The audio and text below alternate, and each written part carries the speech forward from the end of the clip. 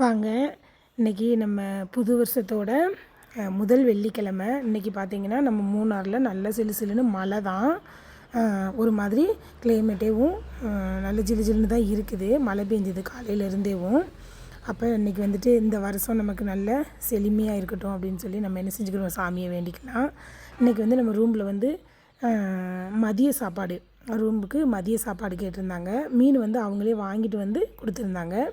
மீன் குழம்பும் மீன் வறுவலும் தான். இந்த மீன் வந்து டாம்பு மீனை தான் வாங்கிட்டு வந்திருந்தாங்க. தெரிஞ்சு வாங்கினாங்களோ தெரியாமல் வாங்கினாங்களோ தெரியல, பட் அவங்க வாங்கிட்டு வந்தது டாம்பு மீன்.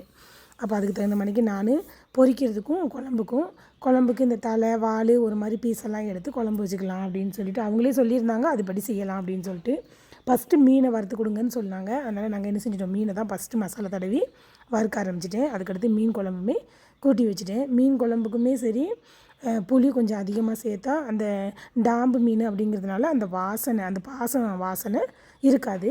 அது மாதிரி பொரிக்கிற மீனுக்குமே என்ன செஞ்சுருக்கேன், எலுமிச்சம்பழம் அதிகமாக சேர்த்துருக்கேன். அதுக்கப்புறம் பார்த்திங்கன்னா ஒரு வேலையாக நம்ம அப்படியே செஞ்சுக்கிட்டே தான், கிச்சனில் வேலை இருந்துகிட்டே தானே இருக்கும். அதுபோல் கிரைண்டரில் அரிசியை போட்டுடலாம் அப்படின்னு சொல்லிட்டு காலையிலேருந்து கொஞ்சம் கரண்டும் இல்லாமல் இருந்தது கொஞ்சம் நேரம். அப்போ அதனால் மாவும் ஆட்டிடுவோம், கரண்ட் இருக்கும்போதே ஆட்டிடலாம் அப்படின்னு சொல்லிட்டு. ஏன்னா பிள்ளைங்க வந்து ஊர்லேருந்து லீவில் இருக்கிறாங்க அவங்களுமேவும். அப்போ நம்ம கெஸ்ட்டுக்குமே சமையல் கொடுக்கணும், சாப்பாடு கொடுக்கணும், பிள்ளைங்களுக்கும் ரெடி பண்ணணும் அப்படிங்கிறதுக்காக வேண்டி ஒரு பக்கம் மாவாட்ட ஆரம்பிச்சிட்டேன். இன்னொரு பக்கம் பார்த்திங்கன்னா கெஸ்ட்டுக்குள்ளே சாப்பாடுமே ரெடி பண்ணிக்கிட்டு அந்த வேலையும் முடிச்சிட்டோம் அப்படின்னு சொன்னால் பிள்ளைங்களுக்கு இருக்கிறத பார்த்து கொடுத்துடலாம் அப்படின்னு சொல்லிட்டு ஒரு வழியாக மீனெல்லாம் வறுத்து எடுத்தாச்சு. ஒரே அடுப்பில் என்ன பண்ணியாச்சு, மீன் வறுத்தாச்சு. ஒரு பக்கம் ரைஸ் குக்கரில் வச்சுட்டு ஒரு பக்கம் மீன் குழம்பு வச்சுட்டேங்க. இந்த வீடியோ பிடிச்சிருந்தால் லைக் பண்ணுங்கள்.